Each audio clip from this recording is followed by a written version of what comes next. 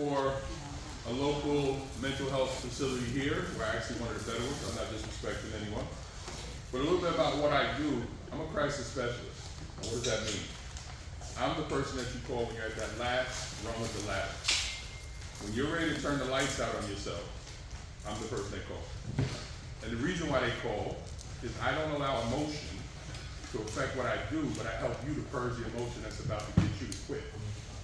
A lot of times we're holding on to trauma that was started by our parents, started by situations, started by a lot of things that we can't explain. We don't know why we're so angry. We don't know why we're so sad. We don't know why we don't like talking. We don't know why we can't control ourselves when we're around women, around men. Well, a lot of it started because of previous trauma. And that trauma has to be addressed. But it also has to be addressed in a way that you feel comfortable. Raise your hand if you've been to a therapist at least once. Okay.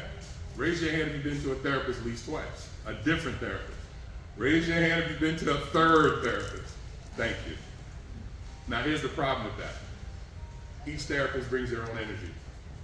And if you had a bad experience with one, bad experience with two, bad experience with three, what are you sharing with other people? Therapy don't work. Well, part of it is, the reason why it doesn't work is therapists forget they're human. They forget that they got to be comfortable enough to share themselves. I am a person that was abused when I was 6 or 7 years old. So I didn't know hypersexuality comes with that.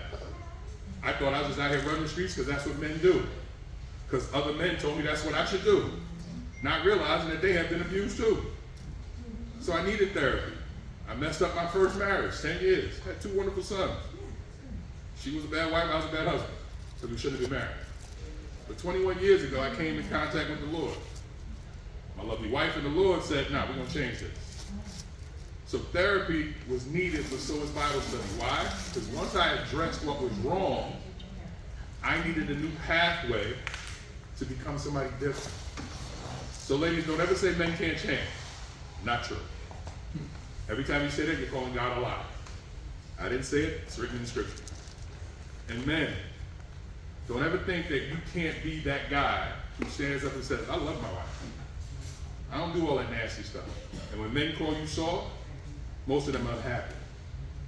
What you got to understand is that most of us have never faced joy. And the reason why is because we don't know that happiness starts inside.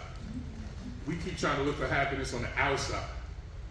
We keep trying to find things that's going to make us happy, never addressing what makes us unhappy. I smile a lot, I talk a lot. Why? I got a lot to say. I got a lot to be happy about. I know what I used to be. I know what God saved me from. So what you got to understand is when God says share your testimony, he ain't saying it for vain reasons. He's saying it because somebody else needs to know it's okay for them to talk about what's wrong, or that they can be saved from it. I've lost 4 clients in the last 2 years.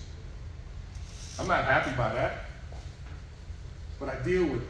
How? Because God gave me the opportunity to be with them before they left. And please understand, raise your hand if you know we all don't get out of this alive. Raise your hand. Nah, stop playing with me. Raise your hands.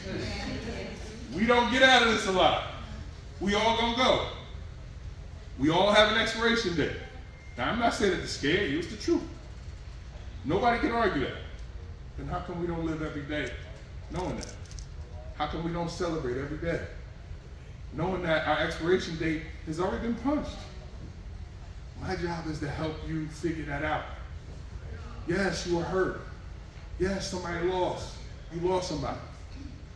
But what do you do as the person still here? How do you honor the person who's no longer here?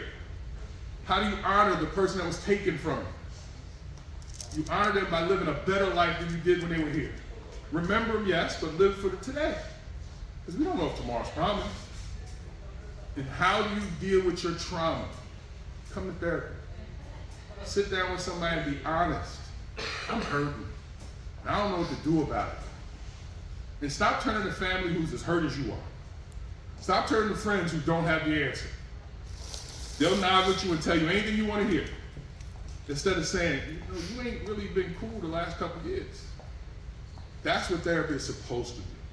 That's what I bring to the table. If you want to talk to me, I'm here. I'm not new to this book thing. I've been doing it for a while. But I stopped for a few years because little one here, yeah, you. She showed up about 12 years ago. And there's a whole story behind that. But I do want to say to everybody here, don't take this for granted. Don't take fellowship for granted. Don't take that you know you're going to be here tomorrow. And whatever you're dealing with that's hurting you, why are you holding it? Give it to somebody like me who can hold it. Because you know what I'm going to do with it? Throw it to the side. Remember why I got to stay happy and go home. I spent 24 years in the New York City school system. You know, system was tougher. Lost 11 kids in the first 7 years. When I say lost, no longer here. My mother once said to me, I can't grieve because I got to worry about the other kids I have. How did I get through that? Because I still had the other kids in the building that I had to find a way to help. This ain't new.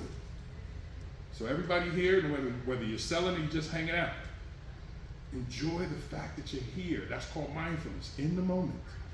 That's all we got. You don't know you're going to wake up tomorrow. And when you start to see the world that way, then you start to see God. Thank you. I'm keep going.